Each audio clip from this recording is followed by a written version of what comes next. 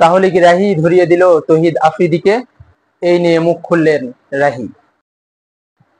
তৌহিদ আফ্রিদির গ্রেফতার নিয়ে কি বললেন তৌহিদ আফ্রিদির প্রতিবেশীরা? এই নিয়ে থাকছে আজকের ভিডিও। So let's go.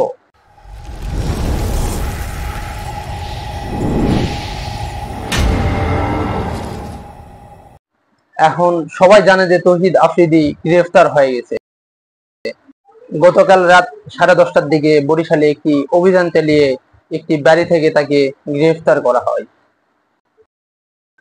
তৌহিদ আফ্রিদি গ্রেফতার হওয়ার পর সে বলেছে যে এটা তার দাদার বাসা, আমার আপন দাদার বাসা। এখানে সে কবর জিয়ারত করতে এসেছে। দাদার বাসায় আসছে কবর জিয়ারত করতে। এবং এটাও বলেছে তার স্ত্রী অন্তঃসত্ত্বা 6 মাসে। আমি শুধু ভয় পেয়েছিলাম ওয়াইফটা 6 মাসে প্রেগন্যান্ট। সে এখান থেকে পালাবে না। তিনি এতটাই আত্মগোপন করেছিল যে তার প্রতিবেশীরা কেউ জানতই না সে এই বাড়িতে আছে।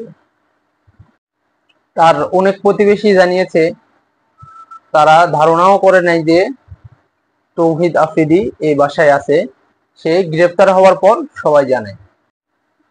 এখন এটাও জানা যাচ্ছে যে সিআইডি চাচ্ছে তৌহিদ আফ্রিদির 7 দিনের রিমান্ড।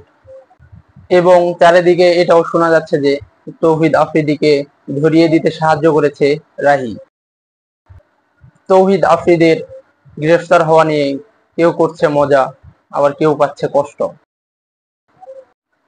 আসলে রাহি কি ধরিয়ে দিয়েছে তৌহিদ আফ্রিদিকে? এই বিষয় নিয়ে রাহিকে প্রশ্ন করা হলে রাহি জানান, আমি নিজেই তো জিজ্ঞাসাবাদের ভিতরেই আছি আজকে 1 সপ্তাহ 2 সপ্তাহ ধরে। তার সাথে তো আমার আজকে প্রায় 1.5 বছরের মতো হয়েছে। লাস্ট সাথে আমার দেখা হয়েছে জানুয়ারি 3 তারিখে ওনার জন্মদিনের দিন। রাহির কথা শুনে জানা গেল যে এগুলা সব মিথ্যা কথা। রাহি বলেছে যে তৌহিদ আফ্রিদির সাথে এখন তার কোনো যোগাযোগ নেই।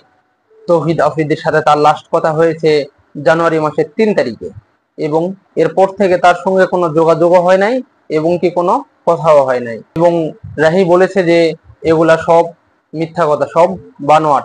এবং এগুলা ভিডিও দেখে নাকি রাহির অনেক হাসি পাচ্ছে। সো আজকের মতো এখানেই শেষ করছি। এইটুকু ছিল আমাদের ভিডিও। তো দেখা হচ্ছে নেক্সট ভিডিওতে। সবাই ভালো থাকবেন।